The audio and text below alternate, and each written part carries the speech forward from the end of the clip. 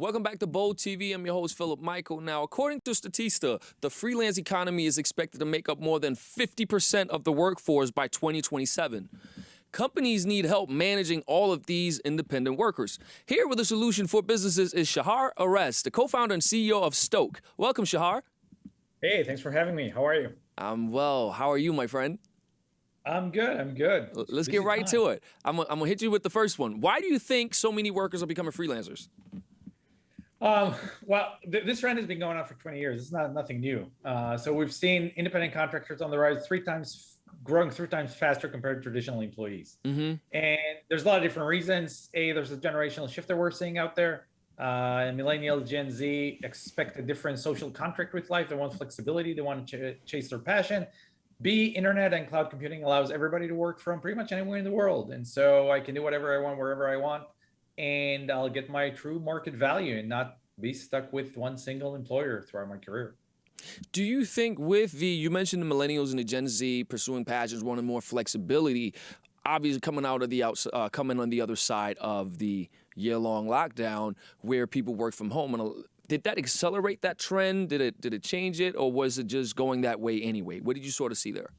So it was going that way, and definitely COVID has accelerated it. To your point, we're expecting to see 50% of workforce freelancers by 2025, 2027, 60% by 2030, and then COVID accelerated. All research firms, Gartner, Deloitte, McKinsey, are talking about 25 to 35% acceleration. And I don't know if you've seen, but about 2 months ago, a professor from the University of Texas started talking about the Great Resignation. Great Resignation. Great Resignation. The expectation is that 40% of workers will actually quit over the next several months, given that they realize during the pandemic they want a different operating model for themselves. They don't want to go back to commute. They don't want low hourly wage salaries. They want to pursue their passions. They realize that they can do that, finding their own gigs or alternative work. And so we are seeing this definitely accelerating. COVID has accelerated the transition towards freelancing. All right, so now with the acceleration of that trend, as you mentioned, 30 to 35%, what are some of the issues freelancers and businesses who hire them run into with this trend being accelerated, and how does Stoke fit into that process? So businesses are running into multiple challenges. Number one, where do we find the freelancers that we want to work with? If we find them, how do we onboard them? How do we give them, whether it's system access, give them equipment, whatever that is? Because they don't have a process to onboarding, they actually don't offboard them, which creates another challenge with data protection, system access, things like that. Paying independent contractors, unlike your traditional employees, don't get salaries on a fixed date every month. They upload an invoice. They want to get paid different times. They want to get paid different currencies. They want to get paid through different payment methods, PayPal, Payoneer, TransferWise, whatever that may be. So organizations have a significant back office challenge with that. On top of that, they have significant challenges when it comes to compliance. Legal compliance, who owns the IP? Is my data protected? How do I make sure my data isn't getting stolen? And the freelancer is not going to work for a competitor of mine.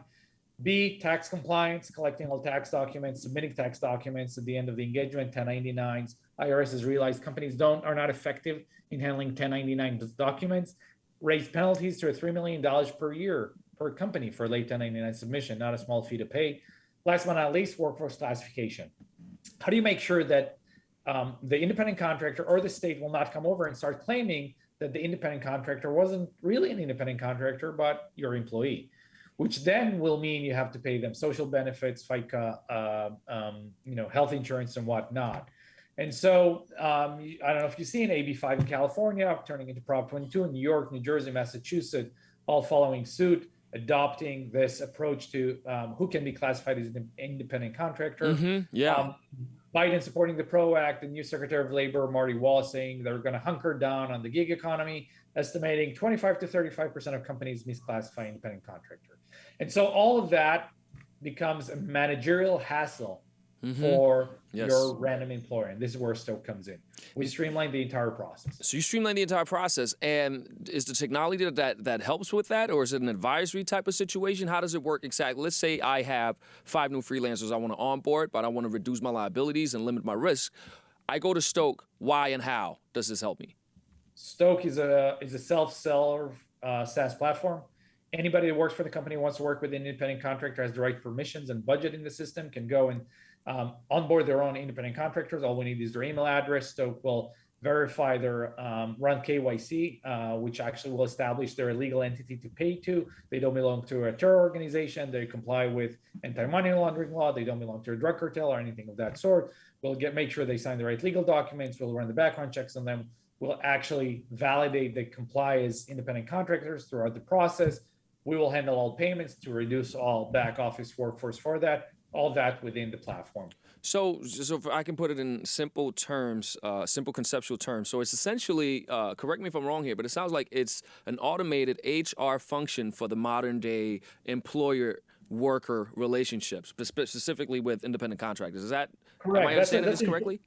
Yes, everything except the fact we don't do anything with employees, only with contractors. Yeah, but just for contractors, right? Correct. It's an important point because most legal teams will advise not to put independent contractors and employees on the same system. Interesting. Okay, great. Do you have any tips for freelancers managing their time while adjusting to different companies once they're onboarded? Just going to the other side of things. So, I think freelancers, a few tips for freelancers to be successful. Always keep your brand, build your network, always work on finding your next set of customers, always bring value very quickly to the accounts you work with. Make sure you work through a system that will make sure you get paid quickly and on time, and don't work with companies that keep delaying your payments. Gotcha. So really quickly, so this will fall under HR tech, I guess? It depends who you want to talk to. I see. Some call us fintech, some call us HR fintech, HR tech. We're less of an HR tech. We're more of a fintech. More of a fintech. What's the appetite been? Have you raised money for venture capital? Is there an interest from venture capital? Has that been used in your model so far to grow it? What can you share about that? Yeah, so the company has been around for a little over 2 years. We raised our seed round back in 2019. We actually launched the market a year ago. We're almost tripling our size every quarter. We just closed our A round from Battery Ventures 2 months ago. How big was it? And at what valuation? I got to ask. 15 million investment. Forget valuation, doesn't matter. Okay, all right. $50 million. And what's the next goal for you in terms of traction? So where are you going to take this? What are some of the metrics that you want to hit that you can share? We intend to keep growing 2 to 3x every quarter for the next 4 quarters at least. Growing 2 to 3x for the next 4 quarters. I like the quantifiable goal. That's awesome. I'm gonna be watching you guys and make sure you come in a couple quarters from now. We'll talk about it again. See where you guys are. Would love to be there. All right, awesome. Thank you for being here today, Shahar. Thanks for having me, Philip. Take and care. Thank you all for watching. Make sure you follow Bold TV on Facebook, Twitter, Instagram, TikTok, and YouTube. Till next time, peace out.